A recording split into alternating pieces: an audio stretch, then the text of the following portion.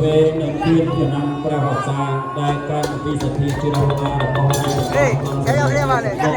នៅលោកជំទាវឆ្លងសិដ្ឋាលោកពីប្រគេនលោកពោធិសត្វរបស់គុណយ៉ាងព្រះវស្សា12វត្តបាទពីដណ្ដប់វត្តបាទឆ្នាំវត្តវេទៅវត្តអង្គដំណោះហើយពីតពេកបានអីក៏ទទួលទានឆ្នាំព្រះវស្សារបស់អង្គដំណោះឆ្នាំនេះក៏ក៏យ៉ាងប្រតិរបស់ឯកឧត្តមអង្គស្រីឯកគុណសរិទ្ធលោកជំទាវលោកមកប្រគេនវត្តរបស់គុណវិញ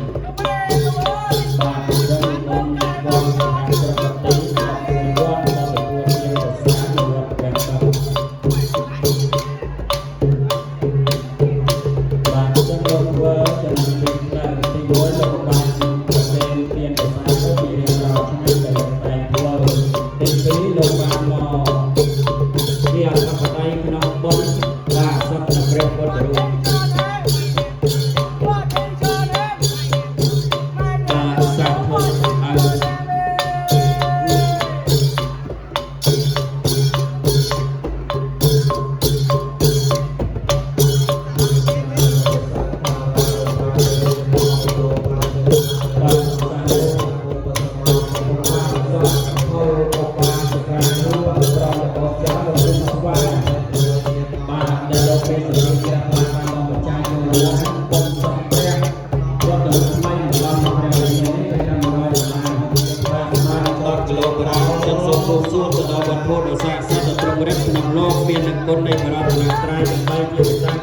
បានដល់បរមីទេវតាទេវតាគ្រប់អង្គទៅជួយឲ្យការថែរក្សាដល់លោកទីក្រុងរបស់ព្រះអង្គឲ្យលោកមានសុខភាពល្អប្រជុំវែងហើយដល់អំណាចនៃការកសាងកសាងព្រះពុទ្ធរូបនេះបានជាណានាសូមមានទេជារូបភាពក្រាបក្រៃណាសូមបានបោតនី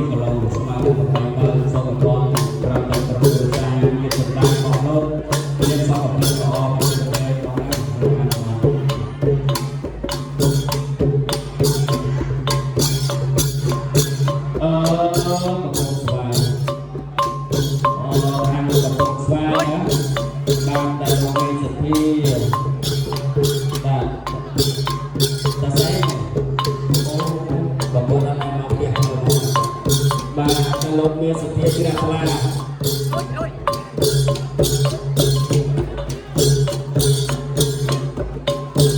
បាទបាននាំបច្ច័យចូលរួមសក្ការៈព្រះពុទ្ធរូបដល់ព្រះវិហារថ្មីនេះកញ្ញា220000 ចាំខ្ញុំបានតំណាងអបអរសាទរទៅលើលោកអាចារ្យគណៈកម្មការវត្តបែបបឹងបដការប្រសងនេះសូមគង់ជួបទៅដល់វត្តរួមដ៏ស័ក្តិសិទ្ធិគ្រប់គ្រងក្នុងលោកមានគុណនៃបរតនៈទាំងបាយជាភាសាសូមទេវតាគ្រប់ព្រះអង្គការមីដែលលោកខែរសាទីអវវត្តនេះជួយកាន់ខ្នងរកគុំទៅដល់ញាតិញោមពុទ្ធបរិស័ទដល់ស្រីក៏ដូចជាញាតិធម៌នៃលោក